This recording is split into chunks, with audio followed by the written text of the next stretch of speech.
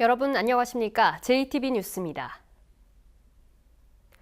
최근 3년 동안 전주 효천지구와 만성지구, 에코시티에서만 3조 원이 넘는 아파트 자금이 외부로 빠져나갔습니다. 아파트 건설 시행사 가운데 전북업체가 없어서 벌어진 일입니다. 먼저 자금 유출 실태를 김철 기자가 보도합니다. 3년 전부터 전주 효천지구와 만성지구, 에코시티에 공급된 아파트는 모두 2만여 가구입니다. 대부분 청약 1순위로 마감됐습니다. 그런데 시공사는 전북의 건설업체가 아닌 외지업체뿐입니다. 외부로 빠져나가는 아파트의 자금을 추산해봤습니다. 이번에 공급된 2만 가구 아파트를 84제곱미터인 33평으로 가정하고 3.3제곱미터당 평균가를 800만 원으로 곱하면 5조 2,800억 원이 됩니다. 택지비와 지역 협력업체에게 40%가 돌아간다고 가정하고 나머지 60%를 곱하면 3조 1,680억 원의 매출이 나오는데 이 자금이 외부에 유출된 걸로 추산됩니다. 전북 건설업체들의 경쟁력이 크지 않고 소비자들의 브랜드 선호가 이어지면서 지난 2015년 이후 전주에서만 3조 원의 아파트 자금이 외지업체에 넘어간 겁니다. 외지업체에게 많은 자금이 흘러가면서 지역의 일자리 창출도 쉽지 않습니다. 우리 지역의 건설업체한테 그 돈이 줘가지고 공사를 진행을 했다면 그게 상당히 일자리 창출 효과가 클 겁니다. 특히 건설업 분야는 다른 분야보다도 일자리 창출 효과가 굉장히 빠르고 그리고 굉장히 큰 그런 면이 있거든요. 전북의 아파트 자금 유출은 오래전부터 반복된 일이지만 갈수록 상황이 심각해지는 만큼 머리를 맞대고 개선책을 찾아야 할 것으로 보입니다. JTB 뉴스 김철우입니다. 반복되는 아파트 자금 유출을 막으려면 대안을 찾는 게 시급합니다. 분양가 상한제를 도입하거나 공공택지를 지역업체에게 일부 할당하자는 의견이 나오고 있습니다. 계속해서 하원호 기자입니다. 얼마 전 43대 1의 높은 청약률을 보인 전주 효천지구의 한 아파트 대형 타입은 3.3제곱미터당 분양가가 1,000만 원을 넘었습니다. 고분양가라는 논란 속에 피해는 고스란히 전주 시민들의 몫입니다. 더구나 지역건설업체가 아닌 외지업체가 엄청난 이익금을 챙겼습니다. 이 때문에 경쟁률이 높은 일부 아파트에 분양가 상한제를 도입해 외부로 빠져나가는 자금을 줄여보자는 목소리가 큽니다. 지역 자본의 외부 유출을 막고 지역의 주민들이 좀 더 저렴한 아파트를 공급받을 수 있는 걸로 분양가 상한제가 꼭 필요하다라는 그런 생각이 듭니다. 전주 에코시티나 혁신도시 그리고 만성이나 효천지구 같은 공공택지를 팔 때 일부를 지역업체에게 할당하자는 쪽으로 법을 개정하자는 주장도 나옵니다. 물론 이제 상위법 개정이 필요한데요. 공공택지 공급할 당시에 지역 건설업체를 위한 할당제를 도입을 하면 지역 건설업체를 키우는데 정말 큰 도움이 되리라고 봅니다. 지역 건설업체가 자체적으로 경쟁력을 키우는 것도 중요합니다. 스스로 시공 능력을 높여야 지역의 아파트 공사를 따낼 수 있습니다. 아울러 전라북도는 지역 건설업체들이 더 많은 아파트 하도급을 맡고 지역 자재와 장비를 납품할 수 있도록 대형 건설업체를 설득해야 할 것으로 보입니다. JTB 뉴스 하원호입니다. 정부가 중앙에 집중된 권한을 지방으로 분산시키는 지방분권을 추진하면서 지방의 곳간을 더 채우는 재정분권도 추진하고 있습니다. 하지만 자칫하면 수도권과 비수도권의 재정 격차가 더 커질 수도 있습니다. 송창용 기자입니다. 지난달 문재인 대통령은 지방분권을 추진하겠다고 밝혔습니다. 특히 재정분권을 위해 국세를 줄이고 지방세를 늘리겠다고 말했습니다. 내년 지방선거 때 개헌 국민투표를 함께 하는 것이 바람직하다. 그리고 그 개헌에서 가장 중요한 것이 지방분권 개헌이다. 이런 의지를 가지고 있습니다. 정부는 곧바로 재정분권 추진 계획을 마련했습니다. 국세인 부가가치세와 소득세에서 지방으로 넘기는 비율을 2배 높이고 고향에 기부하면 세금을 깎아주는 고향사랑 기부제를 도입해 20조 원가량을 지방에 이양한다는 계획입니다. 문제는 17개 시도의 지방세가 다 같이 늘어나는데 상대적으로 가장 여유로운 수도권 3개 시도의 지방세 증가율이 다른 시도를 압도한다는 것입니다. 수도권 시도가 전체 지방세에서 차지하는 비중은 무려 55%나 됩니다. 단순히 지방세를 확대하면 수도권과 비수도권의 재정 격차가 더 커질 수밖에 없습니다. 자칫 잘못 설계를 하면 수도권만 배분리 되고 우리 같은 비수도권에는 이제 돈이 별로 오지 않는 그런 형식적인 재정 분권이 될 우려를 저희들은 하고 있습니다. 때문에 전문가들은 균형장치로 더 늘어난 지방세 일부를 전국에 골고루 배분하는 공동세 도입과 정부가 지자체에 지원하는 지방교부세의 확대를 주장하고 있습니다. 지방재정조정제도라는 게 있어서 보통 교부세나 아니면 국고보조금이나 뭐 다른 그런 이전 재원을 통해서 얼마든지 그런 불균형들은 해소할 수가 있거든요. 정부가 지방이 골고루 발전할 수 있는 대책을 마련하지 못한다면 지방 문권, 특히 재정 문권은 공연불이 될 수도 있습니다. JTB 뉴스 송창용입니다. 아흔을 넘긴 노인의 가방을 훔쳐 달아난 일당이 경찰에 덜미를 잡혔습니다.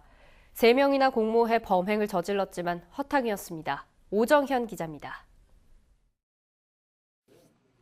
길 위에 가방을 내려놓은 어느 90대 노인. 그 뒤로 한 남성이 서성이더니 순식간에 가방을 들고 달아납니다. 91살 박모 할아버지가 가방을 날치기 당한 건 지난 21일 오전 11시쯤 막 은행에서 나오던 길이었습니다. 추운 날씨에 할아버지는 장갑을 끼기 위해 이곳에 잠시 가방을 내려놓은 것으로 알려졌습니다. 91살의 할아버지는 가방을 들고 달아나는 범인을 쫓을 수 없었습니다. 날치기꾼들의 범행은 조직적이었습니다. 43살 이모 씨가 가방을 훔쳐 달아나기 전 친동생 40살 이 씨는 할아버지에게 말을 걸며 주의를 끌었고 이 씨의 후배 43살 김모 씨는 이들 형제를 차에 태워 도주를 도왔습니다. 가방 속에 있는 그 현금을 돈 다발로 꺼내서 피의자가 그 목격하면서 아, 돈이 좀 있겠구나. 가방도 크고 오니까. 셋이나 달려들었지만 이들의 범행은 허탕이었습니다. 가방엔 현금이 한 푼도 없었습니다. 피해자가 그 현금은 다 은행에 입금을 시키고 집에 가는 도중이었기 때문에 그 가방 안에는 그 빈 통장만 있었던 것이 확인이 됐습니다. CCTV 분석 등 탐문을 벌인 경찰은 하루 만에 익산의 한 모텔에서 이 씨 일당을 잡아들였습니다. 경찰은 직접 가방을 들고 도주한 이 씨에 대해 구속영장을 신청하고 범행을 도운 나머지 2명을 불구속 입건했습니다. JTB 뉴스 오장훈입니다. 임실지역 중학생을 대상으로 공립교육원이 내년 1월에 문을 엽니다. 남원에서는 화장품 산업 발전을 이끌 연구개발 기관이 가동에 들어갔습니다. 권대성 기자입니다. 임실군이 만든 공립교육원 봉황인재학당이 내년 1월 개원합니다.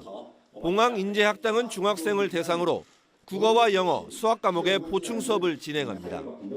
임실군은 오는 29일까지 150명의 학생을 선발할 계획입니다. 화장품 산업 집적화에 나선 남원에 천연 화장품 소재 연구개발 지원센터가 문을 열었습니다. 센터는 100여 가지의 첨단 장비를 갖추고 기업의 연구 개발은 물론 사업화를 돕게 됩니다. 지상권에서 좋은 소재가 많이 있지 않습니까? 그래서 그것을 중간 소재로 만들어서 우리 지역에 오는 기업들에게 맞춤형으로 지원해주는 그런 구실을 하는 곳이 바로 이곳이 되겠습니다. 익산에 있는 주식회사 하림과 그린 바이텍이 익산시에 1억 2천만 원가량의 장난감과 책, 성금을 기부했습니다. 익산시는 장난감과 책은 다문화와 영유아 가정을 위해, 성금은 저소득 가정의 난방 비용과 장학금으로 쓸 계획입니다. JTB 뉴스 권대성입니다. 국민연금공단의 연기금 전문대 학원을 설립하기 위한 국민연금법 개정안 심의가 보류됐습니다.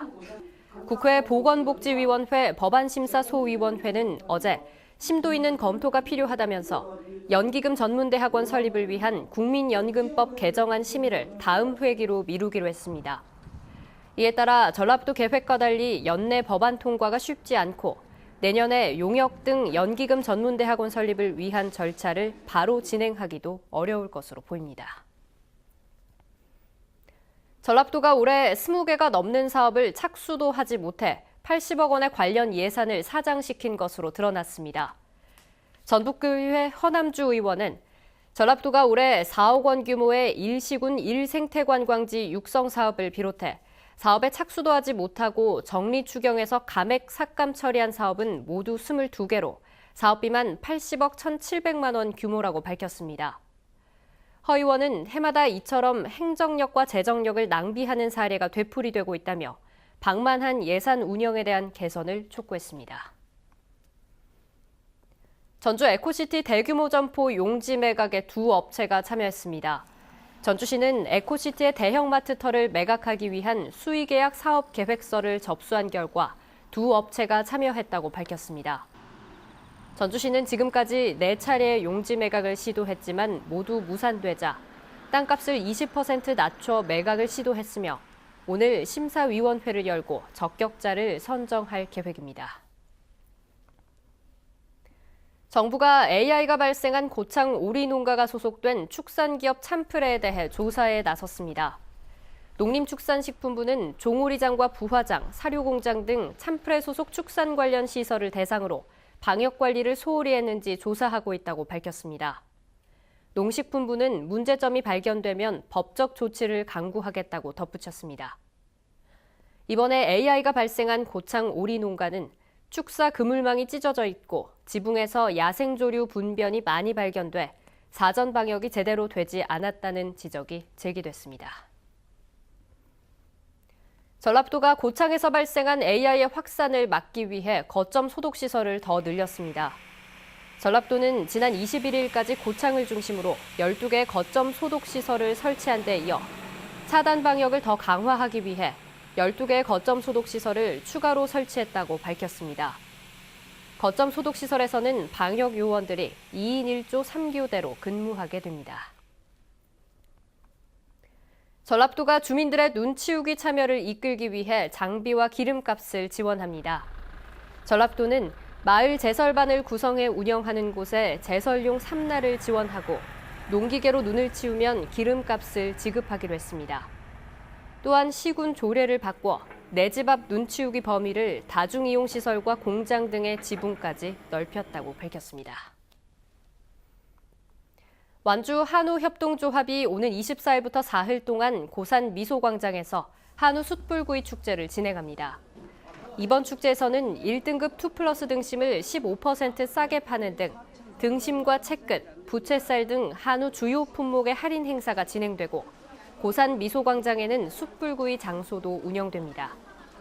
또 축제 기간에는 매일 한우 비선호 부위를 이용한 스테이크 시식 행사와 함께 한우 정량 달기, 행운권 추첨 이벤트와 문화 공연도 진행됩니다. 이어서 날씨입니다. 현재 무주 등 일부 지역에는 여전히 눈발이 흩날리고 있습니다.